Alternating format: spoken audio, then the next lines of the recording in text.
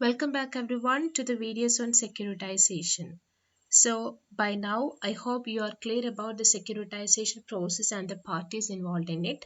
So today we will discuss about two main concepts, that is the types of securitization and the types of securitized instruments. Okay. In case of securitization, we know that several parties are involved and they have their own roles and functions to perform. So here, on the basis of the nature of the assets collateralized, there are two types of securitization mainly, and that types we are going to discuss here.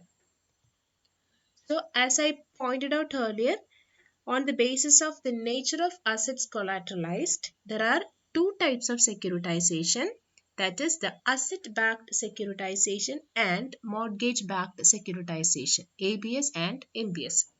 Okay. So let me tell you an example. I am a person who plans to purchase a new house worth a huge amount of money. So I don't have that much money to purchase that particular house. So what do? I approach a bank and take a housing loan. So with that housing loan, I try to buy that particular house. Okay. So the bank gives housing loan to this particular person who approaches the bank for loan. So this is the traditional way in which the loans are acquired by the particular buyer and how loans are lended by the bank. Okay, so this is the normal situation. So in consideration for the loan given by the bank, the buyer of the loan or the person who buys the loan from the bank gives a small amount of money in the form of interest, and once the maturity period is attained, he will uh, pay all the installments of interest with the principal amount of money. Okay, so this is the normal way how banks are lending their loans. So just think, so when a bank gives a loan of say for example rupees 50 lakh rupees, that loan is considered as an asset in the balance sheet of the bank. But the 50 lakh rupees amount of the bank is blocked in the form of a loan. So they cannot use this particular money for any other purpose, and there is a chance that the bank may face a loss if the person or the buyer of the loan makes a default in the payment. Okay, there are chances for the banks to incur a loss. So in this case, in normal situation, there is nothing the bank could do. He should wait until the particular loan is repaid by the buyer of the loan. Okay. So here in securitization process, something different is happening. So say for example, here also there is a purchaser who decides to buy a house, and he approaches a bank and he take a loan from the bank. He take a housing loan from the bank. Okay. So in return, the bank gets an interest payment. So here also the bank's amount or the money is blocked in this particular loan. So the bank will think further in an innovative way to the concept of securitization. Okay, so the bank will think, okay, I have given loans to a large number of persons. So here we only talked about a particular buyer of the loan. So in the same manner, there will be hundreds and thousands of persons who are taking loan from the banks. Okay, so the bank will think, okay, so many people are taking loan from me. So I will pool all these loans together and sell the pooled package of these loans to another person who can give me money. So when the bank analyzes the situation, the bank can sell the loans to another person, and also he can receive a particular amount of money from another person. So he gets amount of fund. So he uses that fund for future operating activities. Okay, so this is the concept of securitization. So this types of securitization, that is asset backed and mortgage backed securitization, is based on the nature of assets collateralized. Okay, so here for example, the buyer of the loan, he takes a home loan or housing loan. Okay, he takes a housing loan. So it is a say for example, it is a mortgage loan. So mortgage loan means, or the loan is backed by an asset. Okay, the particular loan is backed by an asset means, if the person is unable to repay the amount of loan, the bank can take the asset from this particular buyer.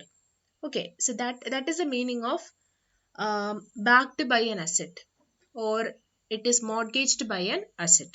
Okay, so in this situation, in case of asset-backed securitization, this is a securitization of movable fixed assets, and mortgage-backed securitization is the securitization of immovable fixed assets.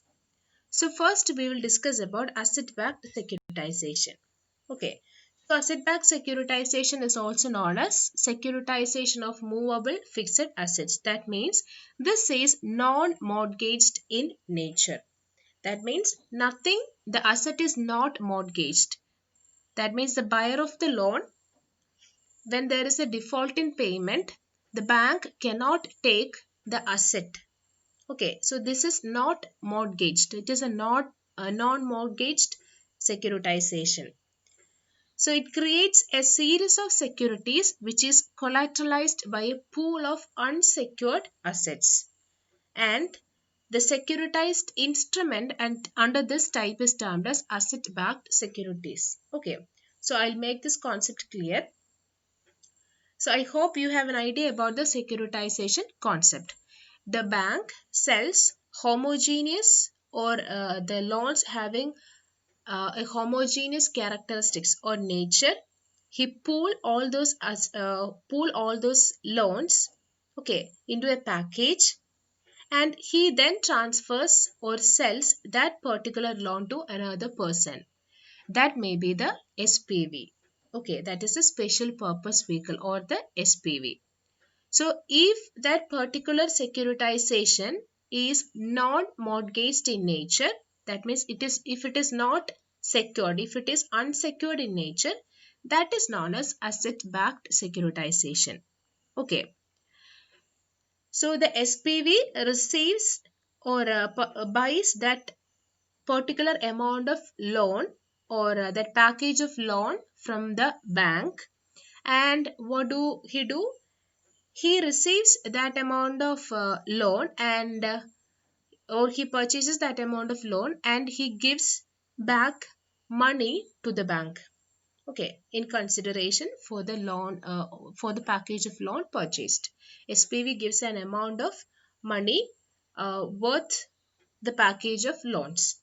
So after that, the SPV issues securities for the equal amount of loan that is held by the SPV. The SPV issues securities to another person known as the investor. The securities which are issued can be in the form of pay-through certificates or pass-through certificates. Okay, so we'll talk about that in the next slide. So here asset-backed securitization means, remember, it is non-mortgaged in nature, or it is unsecured in nature. And this securitized instrument under this type of securitization is termed as asset-backed securities. Okay, so asset-backed securities or securitization includes credit card debts, student loans, home equity loans, auto loans, etc. Say for example, student loans. If I am a student who take a loan for the educational purpose and all, if I make a default in payment of the loan and the interest amount, the bank cannot take any of any particular asset from me, because it is unsecured in nature. Okay, it is non-mortgaged in nature. So but at the same time, in the case of housing loan, if I make a default in payment, the bank can take over that particular house which I have purchased with that amount of money. So that is mortgaged in nature, or uh, collateralized by a pool of secured assets. Okay, so that is the difference between asset backed securitization and mortgage backed securitization. Just only that difference. Asset backed means that is non mortgaged in nature. Mortgage backed means it is mortgaged in nature. That means there is a securitization of immovable fixed assets. Okay. So the securitized instrument issued under this type of securitization is known as mortgage-backed securities.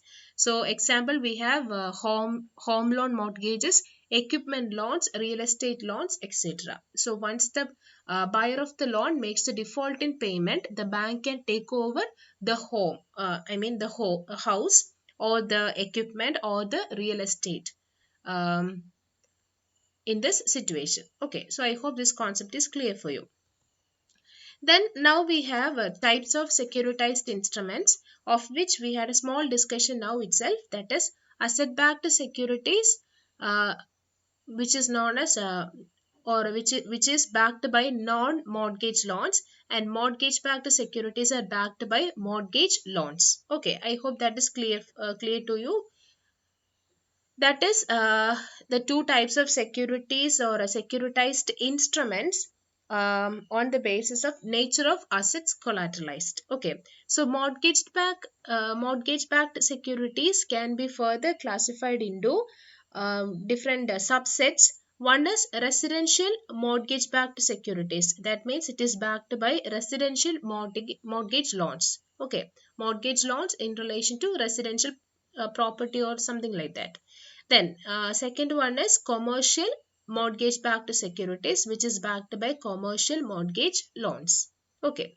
So the next concept or next securitized instrument that we have to discuss is regarding the pass-through certificate and pay-through certificate. So when I explained about the securitization process, I told you that we will talk about pass-through certificate and pay-through certificate in the next video. So here we will discuss about pass-through certificate and pay-through certificate. So these certificates are issued by the SPV, that is the special purpose vehicle, to the investors. And when they are issued to the investor may invest a sum of money in this particular instruments, and that money will be received by the SPV. Okay. So in case of pass-through certificates, the investor owns a proportionate share of the asset pool. So here the investor has a proportionate ownership on the share of asset. Okay. But in pay-through certificate, the investor does not own any share or any proportionate share of the asset, but it is owned by, or the particular thing is owned by the SPV himself. SPV will be the SPV will be the owner of this securitized asset. Okay. Then here it is in the nature of participation certificates. That means a proportionate share is there for the investor. Then cash flows generated are directly passed on to the investors. So once the SPV issues this pass-through certificates to the investor, and after when the investor invest in it, after some point of time, that particular security or that particular instrument may generate a particular income or cash flow, and these cash flow generated are directly passed on to the investors and not given to any others. So these pass-through certificates are also known as beneficial interest certificates. Okay. Then pay-through certificates means, in this case the investor does not have a particular ownership in the securities, but the ownership is with the SPV, that is the special purpose vehicle. So here the investors does not get that much of payment as a result of the returns on the basis of investment. So the payment to investors does not match with the cash flow from original borrowers. So whenever there is a cash flow generation, the investors do not get that much amount of cash flow generated as a part of their return. Okay. Then SPV reinvest the cash flows to pay the investors on fixed dates. So since SPV is the owner, he receives the cash flow and he reinvests it so that he can pay the investors on fixed dates. Okay.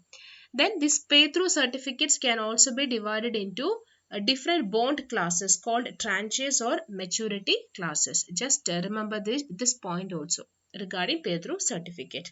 So in this video, we had a very short discussion on the types of securitization and the types of securitized instruments. So, asset backed and mortgage backed securitization, there is a very small difference only. So, in case of asset backed, it is not non mortgage in nature, and mortgage backed securities are mortgage in nature. Okay. Asset backed is unsecured, and mortgage backed securities are secured in nature. And we discussed about the pass through certificates and pay through certificates in detail. I hope you got an idea about these concepts, the types. So go through the video, learn the concepts, and try to understand the concepts very clearly. So we'll meet in the next video in the coming day. Thank you.